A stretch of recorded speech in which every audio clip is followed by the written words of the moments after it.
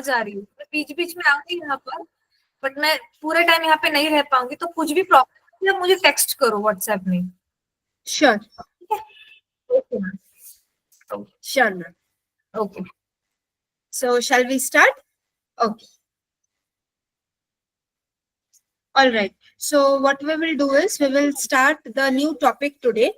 पिछले बार हमने जो किया था, जो टॉपिक हमने किया था, that was the house builder. ठीक है. उसके बाद अभी हम जो आज करने वाले हैं वो है the little river. लेकिन उसके पहले मुझे आपका ये शेयर कर रही हूँ मैं पहले screen. Let me see. Okay teacher. Okay teacher. Okay, all right. मेरा स्क्रीन दिख रहा है सबको? यस टीचर, दिख रहा है. Yes ma'am. ऑल राइट, ठीक है. तो मेरी आवाज क्लियर आ रही है सबको? Am I audible? Yes ma'am. Yes teacher. पीछे आपको कुछ आवाज डिस्टर्ब नहीं हो रहा है ना मेरे तरफ से? नहीं teacher. No ma'am. No. All right, ठीक है. तो चलिए let's start. The next topic that we are going to do is a poem that is named as the little river. ठीक है. रिवर का मतलब क्या है? नदी. और लिटिल मतलब छोटी सी, राइट? सो एक छोटी सी नदी के बारे में हम जो है पढ़ने वाले हैं. ओके, एक छोटी सी नदी के बारे में हम पढ़ने वाले हैं. And this poet who has written the poem is none other than the most famous Bengali poet named Rabindranath Tagore. ठीक है. तो इनका तो हमने नाम सुना ही है, right? Yes, Now, teacher. yes. चलिए, let's begin then. Our little river, it meanders along. जो राष्ट्रगीत है वो भी लिखा है ना? Yes, yes, the national anthem.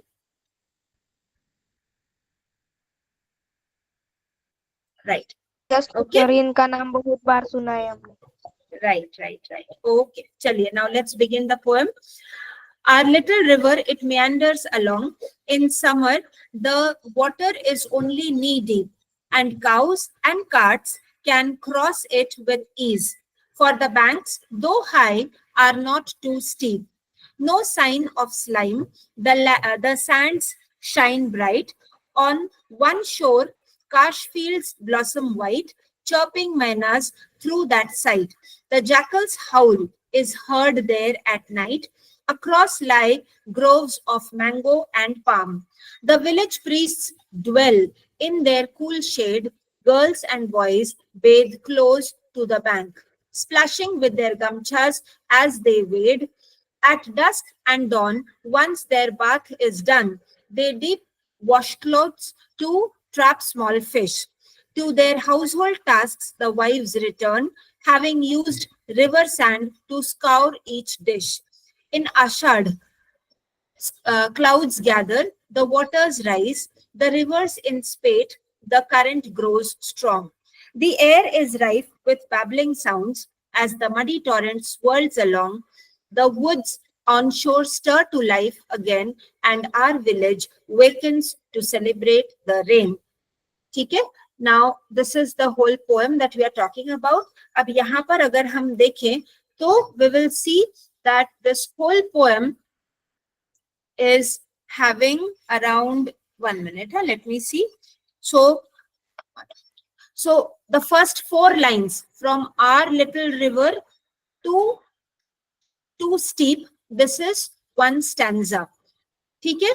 Next, second stanza begins from no sign to the words at night.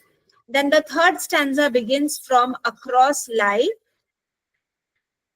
to they wade. The fourth stanza is from at dusk to each dish, and the last stanza is from in Ashad to celebrate the rain. All right. So this is 1, this is 2, this is 3, then 4 and 5. So total 5 stanzas, but the first 4 stanzas are of 4 lines each. ठीक है. तो ये जो stanza है वो क्या होता है कि जब हम कोई प्रोज या लेसन के बारे में जब किसी एक गद्य के बारे में, जैसे हिंदी में हम कहते हैं ना कि गद्य और पद्य, मतलब गद्य यानी कि प्रोज, ऑलराइट, और पद्य मतलब क्या है कि पोएम, ऑलराइट। तो जैसे हम कोई गद्य के चैप्टर को या फिर लेसन को पढ़ते हैं तो वहां पे जो अलग अलग डिविजन्स होते हैं, एक टेक्स्ट पूरा एक तरीके से वो मतलब लिखा नहीं जाता या फिर प्रिंट नहीं किया जाता, उसके अलग अलग भाग होता है, राइट। तो ये जो अलग अलग डिविजन्स होते हैं उसको कहा जाता है paragraph. But when the same thing comes in the poem form, तो वहां पे हम उसको स्टैंजा बोलते हैं, इंग्लिश में उसे स्टैंजा कहा जाता है, ठीक है। हेलो तो टीचर, यहाँ पे अगर यस, मराठी में कड़वे बोलते हैं टीचर उसको, स्ट्रांजा को। अच्छा, ओके, ठीक है, तो ये मेरे लिए भी एक नया वर्ड है, ऑल राइट, ठीक है। तो नाउ द थिंग इज कि यहाँ पे हमने जो इंग्लिश में देखा, तो अगर प्रोज होता है तो उसे हम कहते हैं पैराग्राफ, और जब हम पोएम के बारे में कहते हैं तो it is called as stanza. तो यहाँ पर ये जो पोएम है, ये जो कविता है, इसमें 5 स्टैंजाज हैं, right. But the first 4 stanzas are of 4 lines. तो अगर हम एक एक वाक्य के बारे में या फिर एक एक लाइन के बारे में अगर हम कहें, तो ये जो पोएम की जो लाइन्स है, राइट, यहाँ पे ये एक एक लाइन जो है आप पकड़ कर देखिए तो एक एक स्टैंजा में 4 लाइन्स हैं, लेकिन ये लास्ट वाला जो स्टैंजा है इसमें 1 2 3 4 5 6, तो ये लास्ट वाला स्टैंजा सबसे बड़ा स्टैंजा है जहां पर 6 लाइन्स है, ऑलराइट। तो कभी कभी ये होता है कि like it depends on the poet कि वो किस तरह से अपने पोएम को या फिर अपने मतलब जो उन्होंने लिखा है उस चीज को वो किस तरह से प्रेजेंट करे, तो वो एक लिबर्टी लेते हैं या फिर जिसे हम कहते हैं फ्रीडम, ओके, कि मेरी मर्जी है, मैंने लिखा है तो मैं जैसे चाहूं मैं वैसे लिख सकता हूं या लिख सकती हूँ। तो यहाँ पर उसी तरह से जो है 4 स्टैंजास को उन्होंने अलग अलग 4 लाइन्स से एक जैसा ही लिखा है, लेकिन लास्ट वाला जो स्टैंजा है that is for 6 lines, okay. Now let's begin. आखिरी में जो The little river, our little river, it meanders along. अभी यहाँ पर आर लिटिल रिवर, आर मतलब क्या है, हमारा।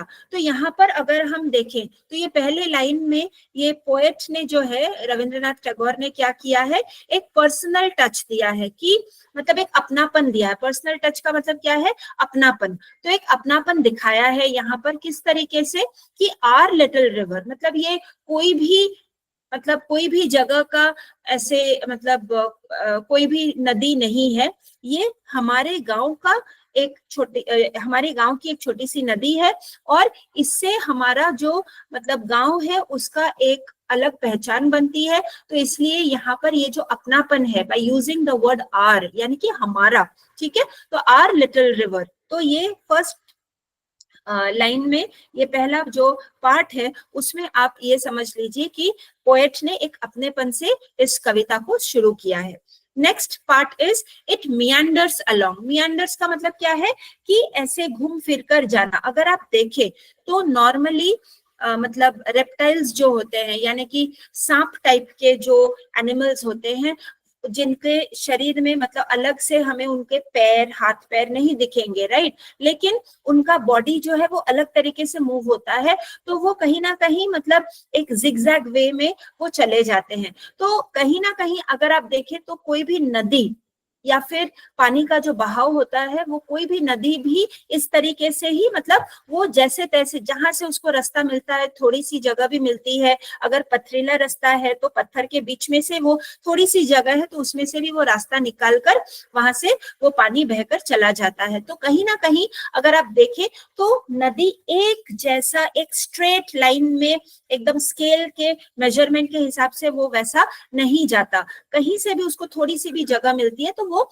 वहां से निकल जाता है। तो कहीं पे आपको दिखेगा कि पानी का बहाव थोड़ा ज्यादा होता है, कहीं पे वो थोड़ा कम होता है, कहीं पे आपको ऑलमोस्ट मतलब दिखेगा नहीं, इस तरीके से मतलब ना के बराबर एकदम मतलब धागा जैसे होता है, बहुत पतले तरीके से उसका पानी उस जगह से मतलब निकल कर जाता है। तो अलग अलग तरीके से जो है आप नदी के पानी का बहाव को आप देख सकते हैं। तो यहाँ पर मियांडर्स नदी के किनारे पर धीरे पानी होता है। किनारा भी हो सकता है या फिर जंगल के बीच में किसी पथरीले रास्ते पे। तो अगर आप जंगल का रास्ता पकड़ ले तो वहां पे भी तो, जंगल में भी तो कहीं ना कहीं आपको नदी दिखेगा। यहाँ पर हम गांव की नदी के बारे में कह रहे हैं, तो वो एक जैसा तो नहीं होगा। कभी आपको कहीं पे पानी थोड़ा सा चौड़ा होते हुए दिखेगा, कहीं पे थोड़ा सा पतला, और कहीं पे ना के बराबर, और कहीं पे आके पानी खत्म हो जाता है, राइट। तो ये सिर्फ किनारे पे ही होता है ऐसा नहीं है, वो कहीं पे भी हो सकता है, ठीक है। तो यहाँ पर meanders का मतलब जो मैं समझाना चाह रही थी,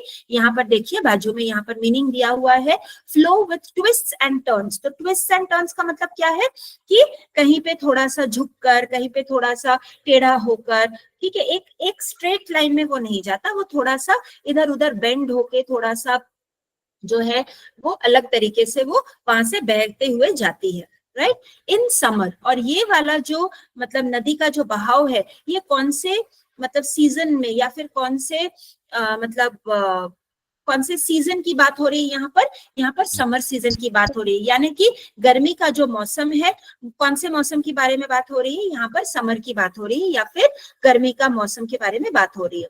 the water is only knee deep. अब अलग अलग नदी के मतलब वो डिपेंड करता है कि कौन से जगह पे कितना मतलब वो पानी है, क्या है। तो उसके हिसाब से अगर एक नदी भी अगर आप कहें तो नदी भी डेंजरस हो सकती है, उसके ऊपर मतलब वो पानी का जो लेवल है उसके ऊपर वो डिपेंड करता है, राइट। लेकिन यहाँ पर ये जो पर्टिकुलर नदी के बारे में इस पोएम में जो बात की गई है, यहाँ पर नी डीप, नी डीप, नी का मतलब क्या है, घुटना, ठीक है। तो अगर कोई सबसे मतलब उस नदी के अंदर अगर कोई जाके खड़े रहने की कोशिश करे, तो अगर वो इंसान थोड़ा सा मतलब थोड़े से गहरे पानी तक भी अगर जाए, तो ज्यादा से ज्यादा वो नदी का पानी जो है उसके घुटने तक आ जाएगा। तो नी डीप का मतलब क्या है कि आप खड़े होते हैं तो आपके घुटने तक पानी आता है, तो आप ऑटोमेटिकली आप समझ जाएंगे कि कितना डीप उसका मतलब जो नदी है वो कितनी डीप है, right. And cows and carts can cross it with ease. लेकिन यहाँ पर नी डीप अगर आप कहे भी तो ठीक है, घुटने तक ही है, मतलब आप पूरा डूब नहीं जाएंगे, तो ये इतना डेंजरस भी नहीं है। आराम से आप उस चीज को जो है, उस नदी को जो है क्रॉस करके जा सकते हैं। यानी कि उसको आप वहां से मतलब एक ब्रिज अगर नहीं भी हुआ तो भी आप पानी में चलकर आराम से उस नदी को क्रॉस करके जा सकते हैं, ये इसका मतलब है।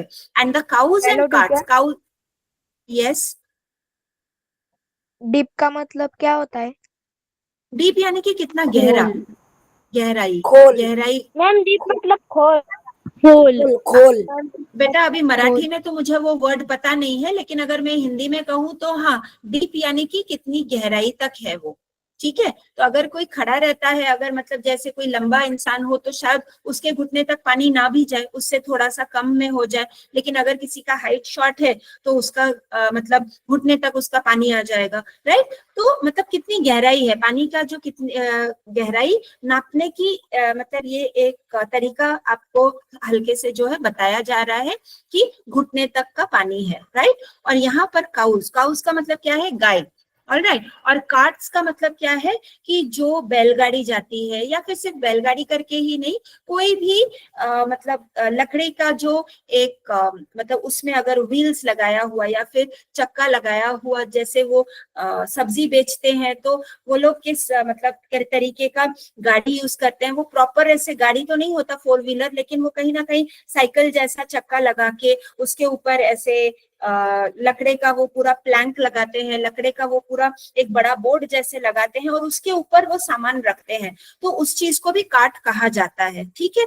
तो अब यहाँ पर गाय की बात आ गई, यहाँ पर इस तरीके का कार्ट का मतलब कहना आ गया कि ये सब चीजें भी आप उस पानी में, उस नदी के पानी में जो कि नी डीप है या फिर घुटने की गहराई तक है, उसको भी आप क्रॉस करके लेके जा सकते हैं। ऐसा नहीं है कि अगर आपके हाथ में कोई सामान है और या फिर कोई गाय को आप लेकर जा रहे हैं तो आप अटक जाएंगे, ऐसा नहीं है। उस नदी को आप इजीली आराम से क्रॉस कर सकते हैं, ठीक है। तो यहाँ पर क्रॉस इट विथ ईज जो लिखा है, तो ये ईज वर्ड का मतलब क्या है, इजीली, यानी कि बहुत ही आसानी से।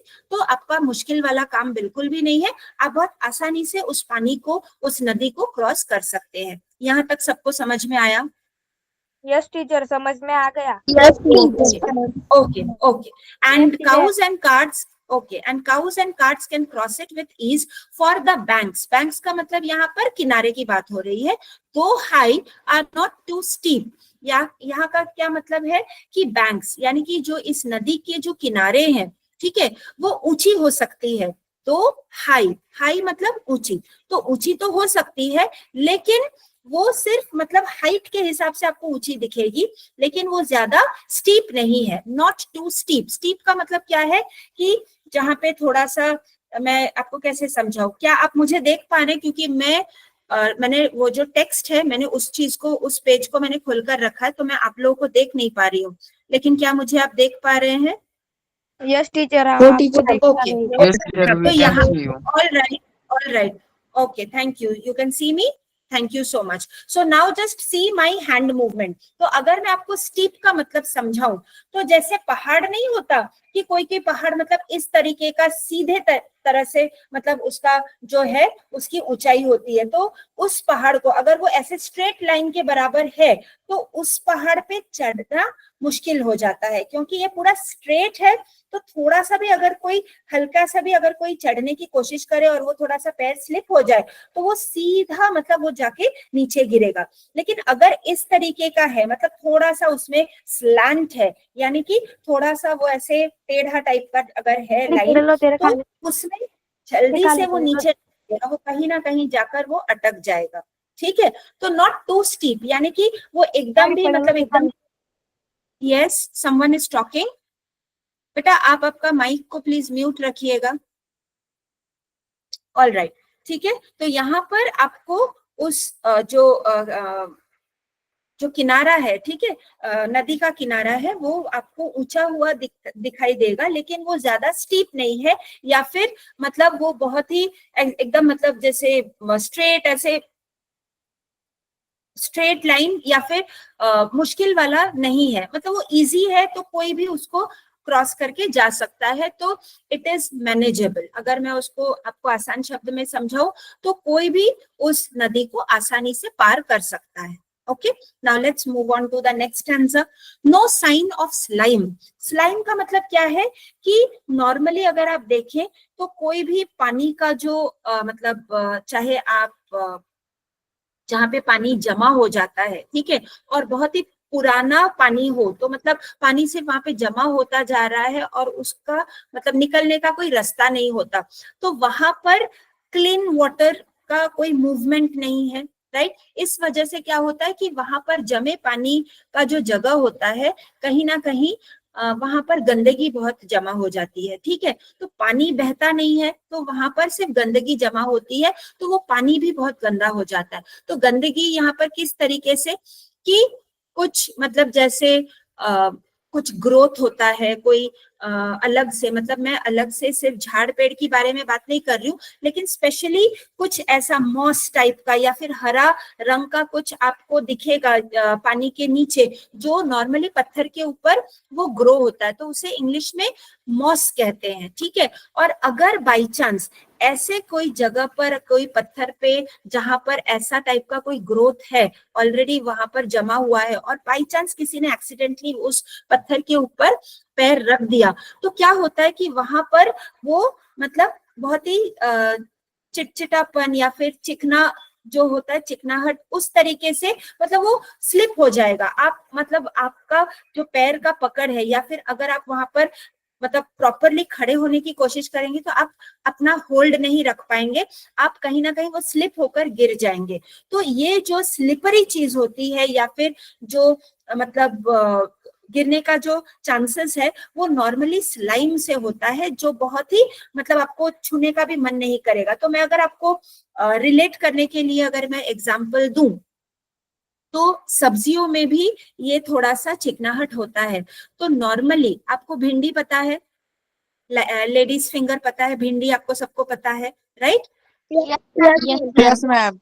तो अगर आप Yes, दूसरे teacher. सब्जी को, अगर आप बैंगन काटते हैं या फिर आलू काटते हैं, तो आपको वो स्लाइम नहीं हाथ में आएगा. लेकिन अगर आप भिंडी को काटेंगे, तो कहीं ना कहीं आप देखेंगे कि आप काट रहे हैं, लेकिन उसमें ना वो एक अलग तरीके से वो कुछ ऐसे फ्लूइड जैसे कुछ अलग सा ही वो निकलता है, और आपके हाथ में वो पूरा मतलब आपको लगेगा कि नहीं कुछ तो गंदा जैसे लग रहा है, फिर आपको हाथ धोना पड़ता है।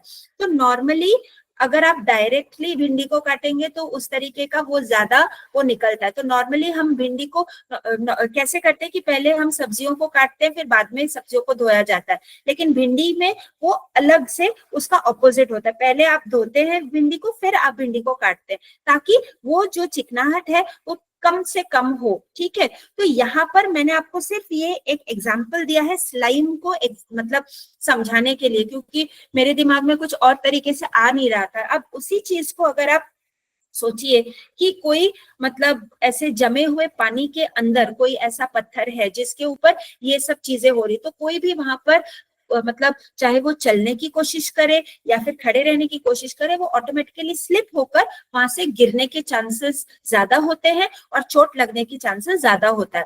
लेकिन ये वाला जो नदी है, यहाँ पर कोई भी स्लाइम नहीं है या फिर ऐसा चिकनाहट वाला कोई भी चीज आपको यहाँ पर दिखेगा नहीं। नो साइन ऑफ स्लाइम, यानी कि कोई भी ऐसा चिकनाहट नहीं है। क्यों? इसका मेन रीजन है क्योंकि ये फ्रेश नदी है और ये हमेशा इसकी पानी जो है बहता जा रहा है, राइट। तो बहते पानी में कुछ जमा होने का चांसेस है नहीं, यहाँ पर कोई गंदगी जमा होने का चांसेस है नहीं। तो वो जो है कंटिन्यूअस पानी में अगर कुछ जमा होता भी है तो वो धोते हुए मतलब वो धुलता हुआ चला जाता है, वो पानी के साथ बहते पानी के साथ वो निकल कर चला जाता है। तो ऑटोमेटिकली क्या हो रहा है कि आपकी जो ये नदी है यहाँ पर ये साफ पानी का नदी है, right. So no sign of slime, the sands shine bright. और यहाँ पर इस नदी के आसपास या फिर नदी के नीचे जो मतलब सैंड है यानी कि जो बालू है, वो भी मतलब बहुत अच्छे तरीके से अगर सनलाइट गिरता है, सूरज की किरणें गिरते हैं, तो वो ऑटोमेटिकली उसमें से लगेगा कि जैसे सोना है, चांदी है, वहां पर इस तरीके से वो चमकता रहता है, क्योंकि इतना साफ पानी है कि सनलाइट भी पानी के थ्रू अगर क्रॉस करके जाएगा तो वो कहीं ना कहीं आपको ब्राइटनेस देता है, right. So the sands shine bright on one शोर। और यहाँ पर ये जो सैंड है वो कहाँ पर है? नॉर्मली सैंड आपको कहाँ पर दिखेगा? किनारे पे जो है आपको सैंड दिखेगा। तो वो मतलब क्लीन नदी है, बहुत ही साफ नदी है, तो नेचुरली वहां का जो किनारा है वो भी बहुत साफ सुथरा है। तो वहां की जो बालू है, वहां की जो सैंड है, वो बहुत ही अच्छे तरीके से शाइन होगा या फिर चमकेगा।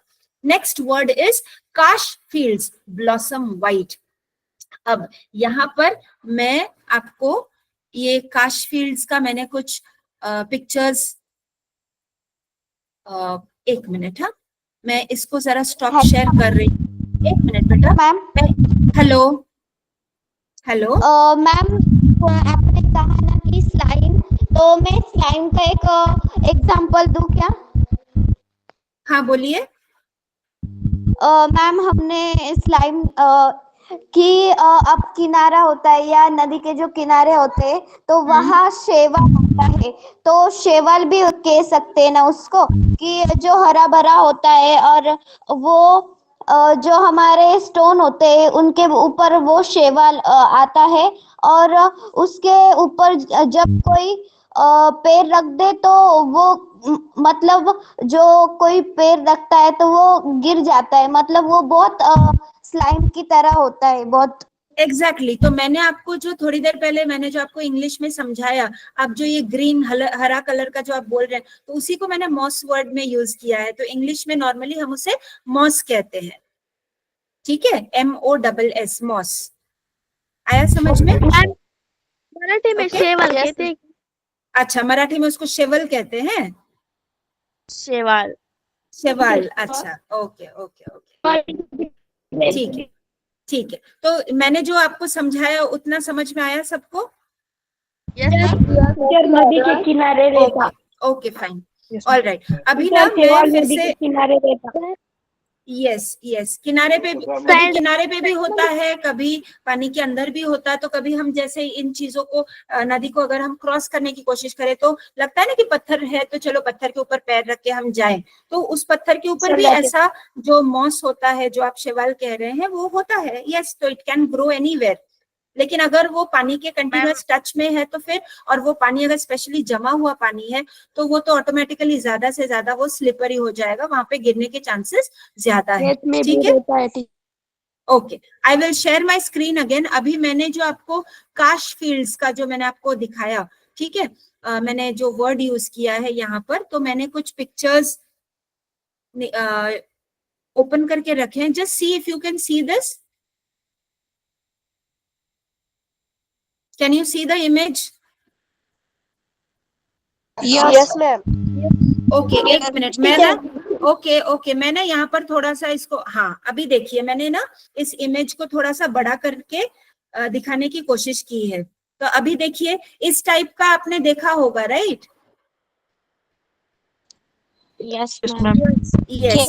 और नॉर्मली मैं आपको बताती हूँ, नॉर्मली ये जो काश फील्ड्स होता है, ये जो सफेद रंग की जो यहाँ पर फूल जैसे घास के ऊपर, ये हरे घास के ऊपर जो आपको ये व्हाइट कलर का दिख रहा है, इसको काश फूल कहते हैं।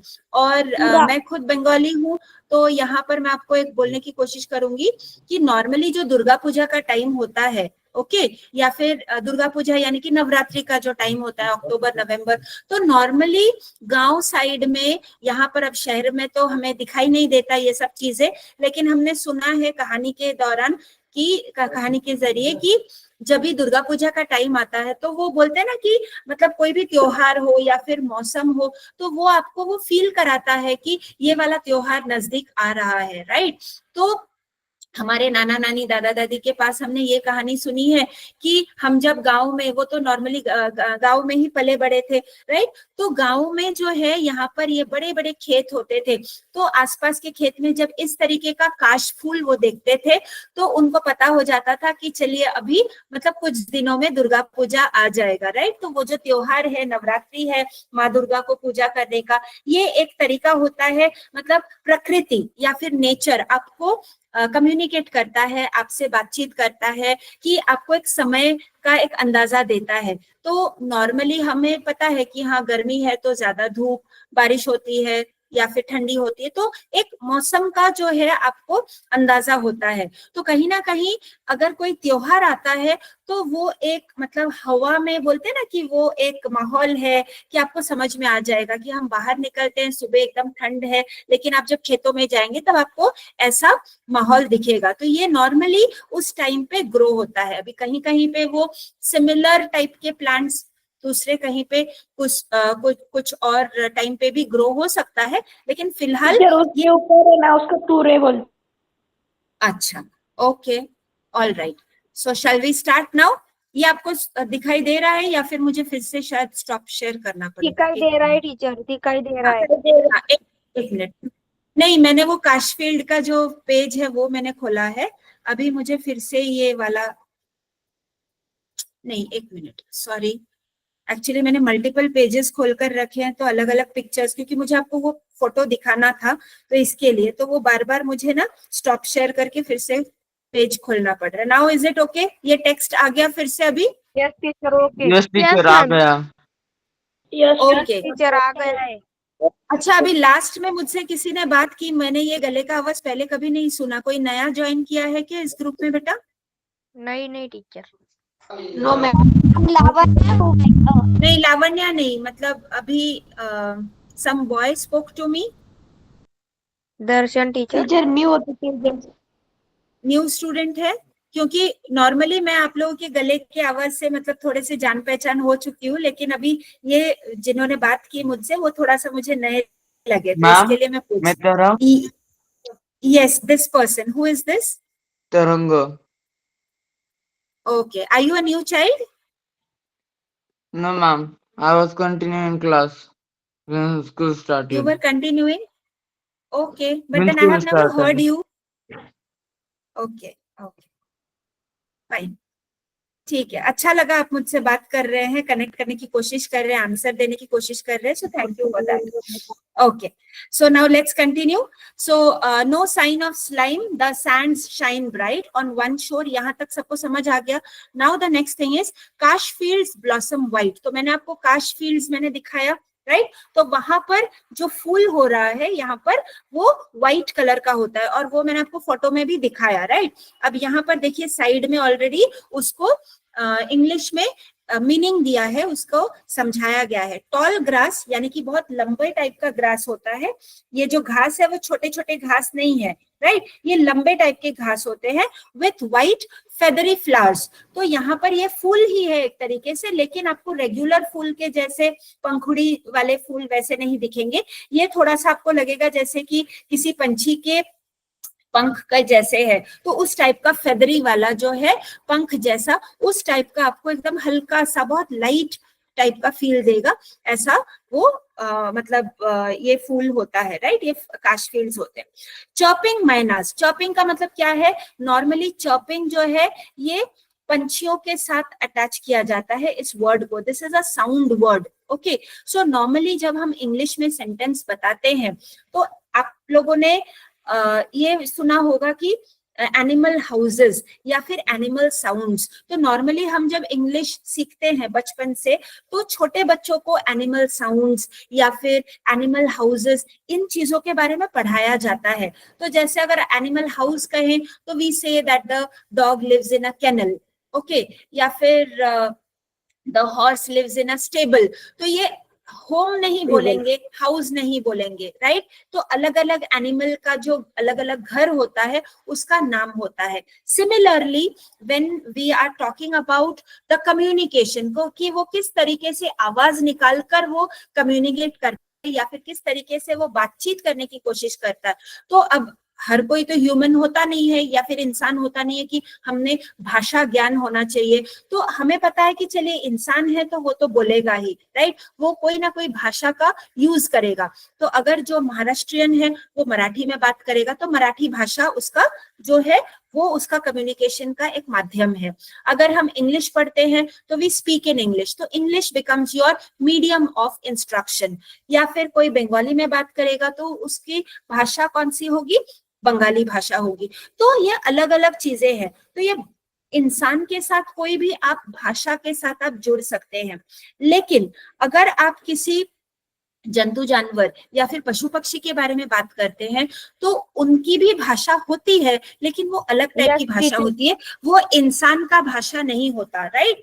तो वहां पर आप किस तरीके से आप बताएंगे? जैसे हम हिंदी में बोलते हैं तो हम हिंदी में ये नहीं कहेंगे, फॉर एग्जाम्पल मैं एग्जाम्पल दे रही हूँ कि कुत्ता बोल रहा है, हम ऐसे नहीं बोलेंगे। हम क्या कहेंगे कि कुत्ता भौंक रहा है। तो ये जो भौंकना है that is typical with dog, okay, but when we say that same thing in English we will say the dogs bark। तो यहाँ पर bark यानी कि भौंकना, right। Similarly when we talk about cows, ठीक है, तो इंग्लिश में हम क्या कहेंगे? the cows moo, M-O-O moo, ठीक है। जब हम डोंकी के बारे में बात करते हैं या फिर गधे के बारे में बात करते हैं तो इंग्लिश में कहा जाएगा द डोंकी ब्रेज, B-R-A-Y-S, ठीक है। तो सिमिलरली अगर आप बर्ड्स के बारे में बात करते हैं या फिर किसी पंछी के बारे में बात करते हैं तो नॉर्मली जो पंछियां जो होती है वो चू चू चू चू चू चू ऐसे आवाज आती है। तो ये जो उनकी हल्की सी जो आवाज आती है चू चू करने वाली, वो इंग्लिश में कहा जाता है द बर्ड्स आर चॉपिंग, कि बहुत सारी पंछियां एक साथ एकजुट होकर चू चू चू चू आवाज आ रही है, राइट। पूरा का पूरा झुंड एक साथ आ जाता है और सब आपस में बातचीत कर रहे हैं। वो बातचीत कर रहे हैं, उनको वो समझ आता है, लेकिन हमारे लिए दैट इज बर्ड्स चॉपिंग। तो यहाँ पर एक स्पेसिफिक बर्ड का नाम लिया गया है, जैसे कि मैना। तो चॉपिंग मैनास, तो चॉपिंग का मतलब क्या हुआ? ये जो आवाज आ रही है पंछियों की बोलने की, उसे चॉपिंग कहा जाता है, ठीक है। तो चॉपिंग मैनास यानी कि मैना जो पंछी है यहाँ पर चुप करके बैठे नहीं है, वो आपस में बातें किए जा रहे हैं थ्रू दैट साइट। यानी कि यहाँ पर ये वाला जो साइट है SITE, साइट का मतलब क्या है? जगह। नॉर्मली हम क्या कहते हैं? कंस्ट्रक्शन साइट, या फिर इस साइट का मतलब क्या है? कोई भी एक जगह। तो यहाँ पर जगह कौन सा हुए? ये नदी, फिर आप आसपास जो खेत खलिहान है वहां पे उस टाइप का जो साइट है, उस टाइप का जो जगह है, उस चीज को हम कह रहे हैं, ठीक है। द जैकल्स हाउल। अब सेम चीज देखिए, जब हम पंछियों के बारे में बात कर रहे हैं, यहाँ पर मैना का उन्होंने नाम लिया है, तो यहाँ पर चर्पिंग वर्ड यूज किया गया है। But when the poet is referring to jackal, jackal का मतलब क्या है, मैं आपको हिंदी में कैसे समझाऊं। जैसे आपने वुल्फ का आपने सुना होगा, WOLF, तो वुल्फ को हम हिंदी में भेड़िया कहते हैं, ठीक है, वुल्फ को हम हिंदी में भेड़िया कहते हैं। तो अब जैकल को क्या कहेंगे? जैकल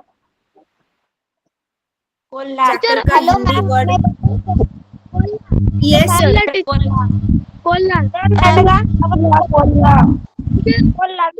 ओके ओके, बेटा एक मिनट मैं आपको बताती हूँ।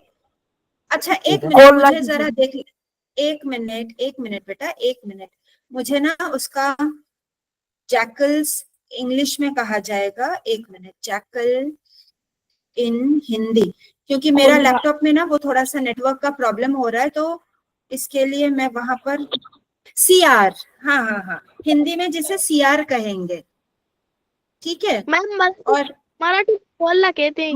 मराठी, अच्छा मराठी में मैं देखती हूँ, एक मिनट, हाँ मराठी में मैं देख लेती हूँ, मराठी में क्या कहेंगे?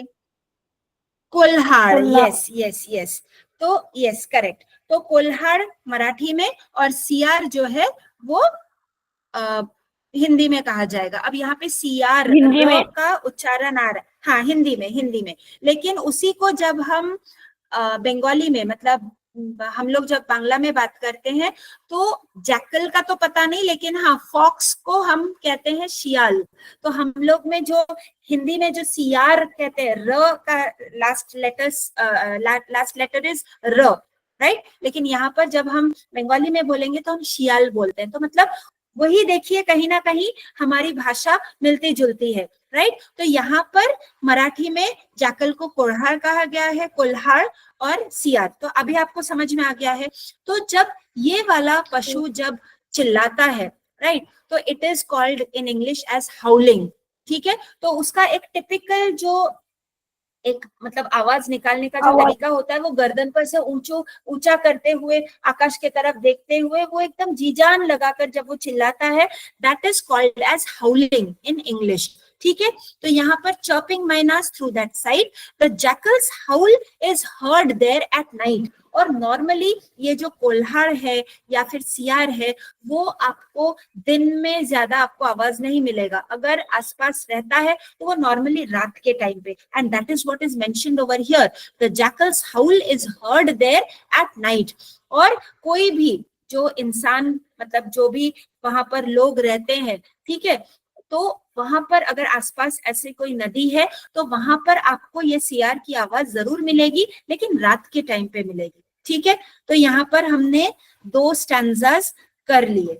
तो ये 2 स्टैंजास में आपको कोई प्रॉब्लम है? No ma'am.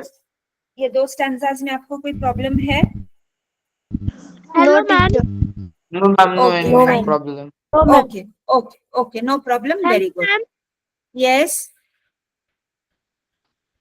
हाँ बेटा बोलिए। हेलो, HOW मैम, HOWL मतलब HOWL, ये वाला वर्ड का मतलब आप पूछ रहे हैं? Yes ma'am. हाँ, तो इसको होल नहीं बोलेंगे, इसका जो प्रोनाउंसिएशन है, ये वर्ड का जो उच्चारण है HOWL, इसे इंग्लिश में कहेंगे हाउल। क्या कहेंगे? हाउल। हाउल का मतलब है जो आवाज निकले। वही मैंने अभी आपको समझाया कि इंसान कोई भी भाषा के जरिए वो बात कर सकता है, राइट। अभी हम जैसे थोड़ा ज्यादा हिंदी बोल रहे हैं, थोड़ी सी हम इंग्लिश बोल रहे हैं, ठीक है, तो ये 2 भाषा हम यूज कर रहे हैं, राइट। अब जिसको समझ में नहीं आ रहा है, वो बीच बीच में मराठी में बात कर रहा है। तो यहाँ पर हम जो क्लास ले रहे हैं, वो 3 अलग अलग भाषा में बात कर रहे हैं। इंसान जो यूज करता है उसे भाषा कहा जाता है। अब पशु पक्षी या फिर जंतु जानवर जो है, वो अपनी भाषा को यूज करेंगे, लेकिन इंग्लिश में the animal sounds are different, ठीक है। तो बर्ड्स, यहाँ पर जब हम बर्ड्स के बारे में बात कर रहे हैं, मैना के बारे में बात किया गया है, यहाँ पर चॉपिंग साउंड को यूज किया गया है कि पंछियां जो है वो अपने आप में बातें कर रहे हैं, मैना अपने आपस में बात कर रहे हैं। अब जब हम जैकल या फिर सियार के बारे में बात कर रहे हैं या फिर कोल्हार के बारे में बात कर रहे हैं, वो किस तरीके से बात करेगा? वो जी चू हाँ। चू करके आवाज करके बात नहीं करेगा, वो थोड़ा सा ज्यादा चिल्ला कर अपने तरीके से बात करेगा। तो वो जो उसकी जो आवाज है, रात को वो जो गर्दन ऊंची करके वो जो आवाज निकालता है, that is called as howling. ठीक है, तो this howl is nothing but just the sound, जो गले से जो वो आवाज निकाल रहा है रात को ये सियार, उसको हाउलिंग कहा जा रहा है। समझ में आया अभी? टीचर शेर की तरह आवाज निकाल रहा है। यस टीचर, समझ में आया। शेर की तरह आवाज, शेर का आवाज उसको आप इंग्लिश में क्या कहेंगे? The tiger roars, the lion roars. तो roaring sound is attached with शेर या फिर लायन। हाँ ठीक है, अभी आपको किसी को डेमो देने की जरूरत नहीं है अभी, ठीक है? Okay, can we proceed now? कोई यहाँ पर शेर बन के दिखाने की कोशिश कर रहा था करके, ठीक है? अभी हम दूसरे स्टैंजा में जाएं। Okay fine, otherwise I will be forced to mute your mic. ठीक है, पढ़ाई में थोड़ा ध्यान दे दें अभी। यस और नो? उसमें कभी भी हाँ नहीं होती है ना? Yes ma'am. यस हमेशा मस्ती में हाँ रहेगी। Okay, fine. चलो now let's move on to the next stanza.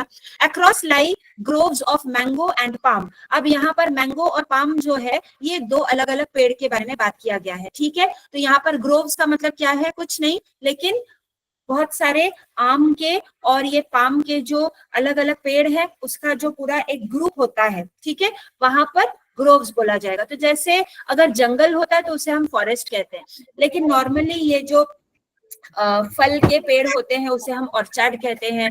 यहाँ पर ये ग्रोव्स वर्ड को यूज किया गया है। तो ये कुछ भी नहीं है कि बहुत सारे, आप सिर्फ इतना समझ लीजिए कि बहुत सारे आम और पाम के जो ट्रीज हैं, ठीक है, उसको जब एकजुट एक जगह पर बहुत सारे हैं, तो यहाँ पर आपको नेचुरली नदी का पानी बहुत अच्छा क्वालिटी का है, तो यहाँ पर जो आसपास जो झाड़ पेड़ उगेंगे वो बहुत अच्छे क्वालिटी का होगा।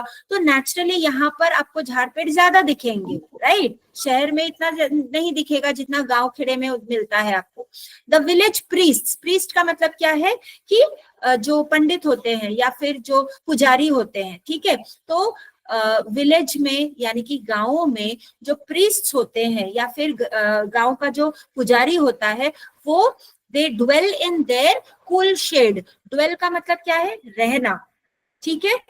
नॉर्मली हम कहते हैं कि द ड्वेलिंग प्लेस, यानी कि जहां पर हम रहते हैं, तो our dwelling place is home. लेकिन यहाँ पर अगर हम सोचिए कि रास्ते में हम बाहर निकले हैं कहीं पे, ठीक है, बहुत धूप है, तो आप छाता लेने के लिए भूल गए, तो आप क्या ढूंढेंगे वहां पर? शेड ढूंढने की कोशिश करेंगे, राइट? Yes exactly. तो आप छांव ढूंढने की कोशिश करेंगे, तो छांव आपको किस में मिलेगा? झाड़ पेड़ या फिर मतलब छोटे छोटे झाड़। यस, तो छोटे छोटे झाड़ या बुश में तो आपको छांव नहीं मिलेगा। वहां पर अगर होगा भी तो वो चींटियों के लिए या फिर छोटे छोटे मतलब पंछियों के लिए वो काफी है, लेकिन एक बड़े इंसान के लिए वो छोटा सा पौधा आपको बड़ा पेड़ छांव नहीं दे सकता। आपके लिए एक बड़ा पेड़ चाहिए, राइट? तो ये बड़े पेड़ के छांव के नीचे अगर आपको खड़ा रहना है तो किस टाइप का पेड़ आपको चाहिए? तो that is when these mango and the palm trees come into picture, ठीक है। तो यहाँ पर ये ड्वेल का मतलब रहना नहीं, लेकिन थोड़ी देर के लिए ठहर जाना कि बाबा बहुत गर्मी है, मैं अब छाता लेकर भी अगर आया तो भी मुझसे ये धूप में चला नहीं जा रहा है, तो मैं थोड़ी देर के लिए ठहर जाता हूँ। तो वो कहाँ पर ठहरेंगे? वो जो मतलब ठंडी छांव है उस पेड़ के नीचे, वहां पर कूल शेड के नीचे, वहां पर वो जो दोपहर के टाइम में या फिर दिन के टाइम में धूप के दोपहर में जो चल के जा रहे हैं, यस, दोपहर के टाइम में जो चल के जा रहे हैं, और स्पेशली ये जो पुजारी है वो थक के वहां पर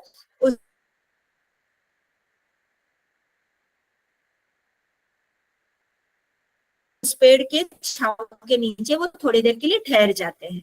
गर्ल्स एंड बॉयज पे क्लोज टू द बैक। पे का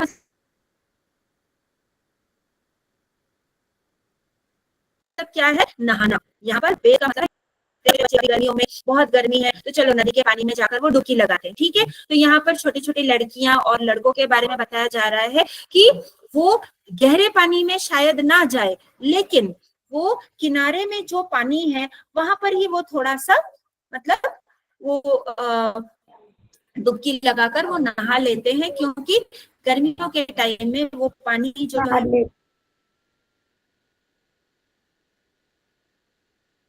है आपको ठंडक देती है। स्प्लैशिंग विद देयर गमछास एज दे वेड। अब यहाँ पर मैं फिर आपको मतलब हम इंग्लिश में टॉवल बोलेंगे, लेकिन टॉवल थोड़ा सा मोटा टाइप का होता है, ठीक है, जिससे हम नहाने के बाद जिससे हम बदन को पोंछते हैं, ठीक है, उसे गमछा कहा जाता है, राइट।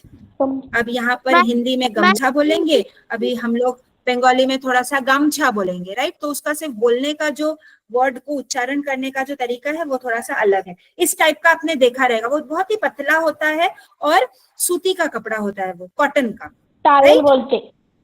यस तो वो हाँ टॉवल होता है, लेकिन टिपिकली अगर आप इंग्लिश का टॉवल बोलेंगे तो वो टॉवल जो है वो थोड़ा सा मोटा टाइप का होता है, वेलवेट टाइप का, या फिर जो मतलब धूल मिट्टी साफ करने के लिए। इंडियन लैंग्वेज में कहें तो इसे गमछा बोला जाएगा। तो this is the gamchha that Rabindranath Tagore is talking about. इतना समझ आया सबको? Yes teacher. Yes ma'am okay आ गया समझ। Okay yes ma'am. Yes ma'am okay. ये टेक्स्ट आपको फिर से दिखाई दे रहा है क्या? Yes ma'am. No madam. Ma'am no? नहीं दिख रहा है। No ma'am. Okay okay, 1 minute. One, आपको गमछा वाला पिक्चर दिखा सबको? नहीं टीचर, नहीं नो दिख रहा है। टीचर नहीं दिखा। नहीं दिख रहा है। Okay okay okay, 1 minute 1 minute 1 minute please. हो टीचर। यस मैम दिख रहा है। नहीं नहीं नहीं गमछा नाव दिखा नहीं है। नहीं, नहीं दिख रहा, नहीं। 1 मिनट नहीं दिख रहा है, क्योंकि मैंने वो वर्ड वाला जो स्क्रीन है वो मैंने खोला था। 1 मिनट प्लीज, हो 1 टीचर। मिनट। हाँ 1 मिनट 1 मिनट, ये फोटो वाला देखिए, ये वाला अभी दिख रहा है? नहीं no teacher. Yes no ma'am. दिख रहा है टीचर। Yes ma'am. टीचर इसको हमारे से टायल बोलते। हाँ मैं यही बोल रही हूँ। ये रेड एंड व्हाइट वाला जो चेक चेक वाला जो डिजाइन वाला जो मैं आपको फोटो देख रही हूँ, ये दिख रहा है?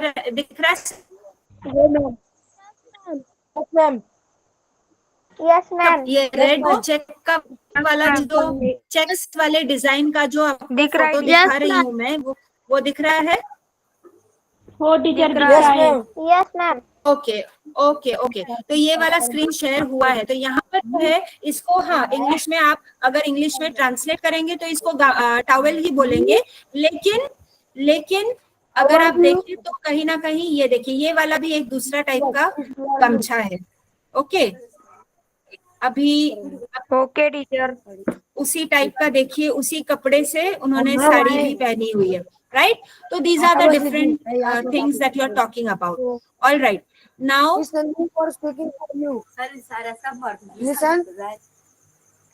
ओके,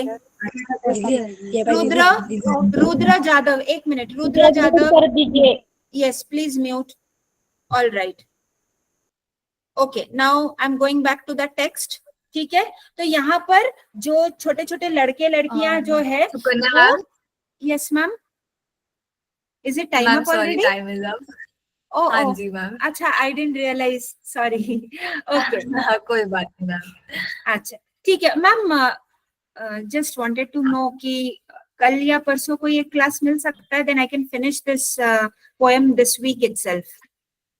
मुझे चेक करना पड़ेगा ma'am, I let you know. Okay okay okay okay, because Tuesday को मैं नहीं ले पाई थी, तो फिर मैं सोच रही थी कि we can let us try. शायद वो- हाँ लेट अस ट्राई। Sure. इस वीक में मिले तो या ठीक। Okay ma'am, then I